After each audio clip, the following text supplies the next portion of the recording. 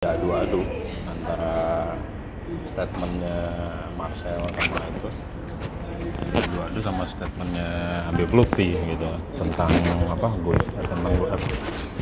jin gitu ya, bisa melihat jin ini segala macam gitu. Bismillah, alhamdulillah. Beberapa minggu kemarin itu kita nggak bertemu di ketemunya sama teman-teman di dunia nyata nih.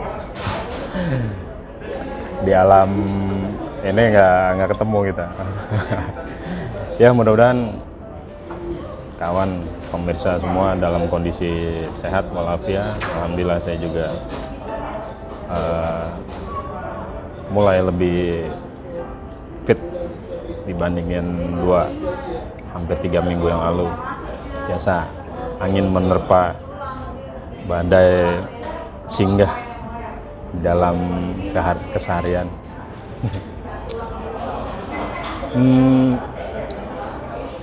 Apa nih bang? Oh ya, tadi Anda sempat itu tuh ngeliat status WhatsApp-nya Sohib Bang Ipan tentang ini. Wah, jangan juga lah, masa diadu-adu gitu sih statement seseorang yang Anda bilang bagus lah. Semua nggak ada yang jelek sih. Tentang ini bang, tentang dapat melihat hal-hal yang goib gitu maksudnya. Terus dibantah lagi sama tayangannya itu ditayangkan lagi tentang statementnya atau dalam suasana kajian seorang tokoh. Ada juga menaruh hormat, masya Allah luar biasa, tapi maksudnya nggak kayak gitu juga sih gitu. Jadi yang aneh inget sih pengetahuan yang aneh tahu gitu dalam pergaulan ngobrol-ngobrol. Kan aneh kan bukan siapa-siapa, bukan orang bener ya. Jadi maksudnya dalam perjalanan aneh coba berusaha pingin baik, pingin benar. Aneh nyadar sekarang saat ini kan udah menjadi seorang ayah, punya anak yang beranjak dewasa. Ya apa salahnya kan kita bergaul sama orang-orang yang baik lah, orang yang baik, orang yang soleh gitu, alim gitu. Jadi mudah-mudahan kita bisa mendapat contoh dari akhlaknya, dari kata-katanya yang baik tadi. Akhirnya kita bisa ngejiplak bahasanya kan gitu. Terus kita bisa amalkan dalam kehidupan seharian kita ya. Jadi balik ke tadi, yang saya tahu pernah dengar cerita-cerita beliau-beliau yang tadi soleh alim tadi.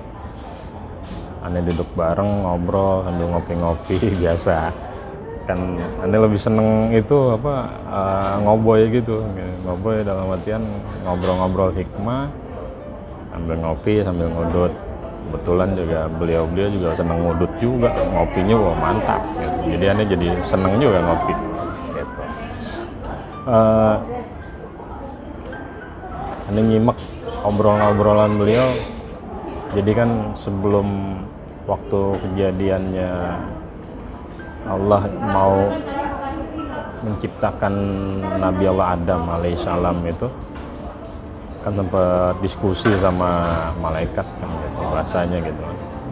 Diskusi sama malaikat, akhirnya malaikat menjawab kan, kenapa ya Allah engkau ingin menciptakan makhluk dari tanah, sedangkan nanti makhluk itu akan berbuat kerusakan dan lain-lain, saling menyakiti dan lain-lain ya.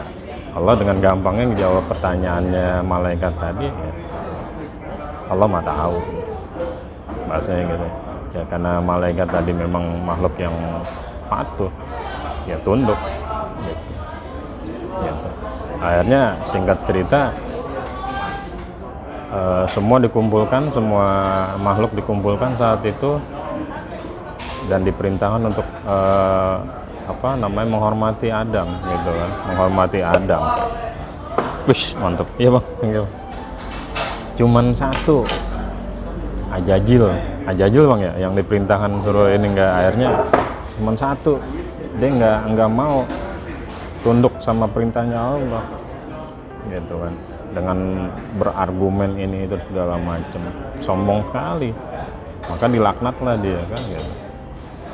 Nah akhirnya setelah dilaknat itu dia minta persyaratan kepada Allah gitu, minta persyaratan kepada Allah, berdoa kepada Allah, meminta kepada Allah. Bayangin tuh, makhluk yang dilaknat sama Allah karena kesombongannya, meminta kepada Allah aja masih dikabul oleh Allah. Dahsyat gak tuh? Apalagi kita yang walaupun kita bukan siapa-siapa, masih banyak kesalahan, dosa, tapi minimal kita ya pernah juga melakukan suatu kebaikan ya insya Allah kita olah aja keyakinan kita. Aku yakin apa yang kita harapkan, apa yang kita minta kepada Allah itu pasti dikabul oleh Allah kan, kira-kira gitu ya. Saya juga lagi belajar situ, belajar memproses diri untuk yakin kepada Allah. Apa yang segala saya harap melalui doa, harapan saya kepada Allah, aku yakin diterima oleh Allah. Allah maha bijaksana, Allah maha tahu. Jadi doa kita enggak apa, kalau menurut keinginan kita kan, ya Allah minta sesuatu dong ya, sesuatunya gubrak saat ini ada gitu kan. Ya Allah kan maha tahu kebutuhan kita, Allah maha bijaksana gitu. Maka bisa jadi doa itu ditunda sesuai dengan kebutuhan kita, nanti Allah berikan. Yang berarti ya banyak disimpan juga oleh Allah doa-doa harapan kita itu nanti buat bekal kita kelak di kemudian hari setelah alam mimpi ini, di alam nyata nanti, yang alam yang tiada bertepi gitu. Nah itu akan kita lebih butuhkan sekali gitu. Jadi Allah maha bijaksana sekali, Allah maha tahu sekali. Nah akhirnya salah satu yang aneh, agak nyambung yang tadi tuh pembukaan tadi, salah satunya adalah si iblis laknatullah ini minta kepada Allah agar aku tidak terlihat, cukup aku yang dapat melihat si anak cucunya Adam gitu kan. Ya akhirnya berarti kita makhluk yang biasa-biasa saja, kayaknya hal yang mustahil deh kalau kita bisa melihat iblis ya, atau bisa melihat suatu hal yang goib bahasanya gitu kan. Karena ya saya punya keterangannya ke situ sih tadi itu gitu. Karena si iblis tadi dikabulkan oleh Allah doa harapannya itu agar tidak terlihat oleh anak cucunya Adam. Ya nggak tahu deh, ini pengetahuan saya yang baru kemarin gitu. Tapi saya lebih ke situ sih itunya gitu. Tapi saya yakin manusia anak cucunya Adam nih gitu kan, Adam alaihissalam ini ya banyak bisa jadi orang-orang yang tingkat ahli ibadahnya itu lebih, orang-orang yang tingkat keilmuannya lebih. Ya kemungkinan dari sekian banyak itu ya hanya beberapa aja yang diizinkan oleh Allah untuk dapat melihat gitu kan, dapat melihat yang tadi gitu, yang goib-goib gitu kan ya. Tapi enggak, jadi juga jangan dipukul rata juga, wah stuck di situ semua nggak bisa melihat. Tapi saya juga setuju semua bisa merasakan kehadirannya makhluk-makhluk kayak gitu. Saya juga pernah loh waktu itu kan, nggak tahu dari hawa takut juga apa gimana gitu kan, merinding gitu kan dan lain-lain gitu, sampai akhirnya tersugesti, terbentuk tuh suatu bentuk yang begini-begini. Tapi apa iya bentuknya kayak gitu ya? Jangan-jangan nih sugesti saya doang, sering-sering nonton horor kan, saya tenang dulu kan gitu. Tapi kan ya si kucluk-kucluk bentuknya ada di kita doang, tapi giliran kita nyebrang ke negeri orang beda lagi, mungkin yang bahasanya pampir gitu gitu, kucluk-kucluk nggak ada kayaknya di sono kan gitu. Jadi ya semua terbentuk karena sugesti kita aja sih gitu kan. Jadi ya saya sih lebih suka bahasanya keterangannya lebih ke situ sih, tentang hal-hal yang goib kayak gitu tadi gitu. Jadi pasti dari sekian banyak itu, dari prestasi ibadahnya Allah, kekasih Allah, orang-orang soleh tadi, ya mungkin dengan tujuan yang Allah ridho, dengan suatu tujuan yang diridhoi, ya Allah mengizinkan untuk nggak hanya merasakan tapi melihat. Tapi kayaknya juga jadi banyak tapinya nih kan, kita nggak bisa sih ngeliat bentuk aslinya kayak gimana, wallahu alam, hanya Allah doang yang tahu gitu. Tapi pembahasan ini nggak jadi suatu pembahasan yang kayak gimana sih gitu kan. Ya lebih banyak yang perlu kita bahas yang lain, yang sekiranya nggak menyinggung orang lain, nggak menjadi suatu hal yang dibentur-benturkan gitu kan. Masih banyak pembahasan yang perlu kita obrolin, yang lebih manfaat, lebih mempererat tali silaturahmi, persaudaraan, saling menghormati, saling menghargai. Itu baru kayaknya lebih asik ya, daripada ada pendapat kayak gini dibenturin sama pendapat si Anu ini segala macem. Wah, jangan dong, jangan selalu kayak gitu. Ada istilah hidup lagi susah nih, jangan dibikin susah terus, kasihan.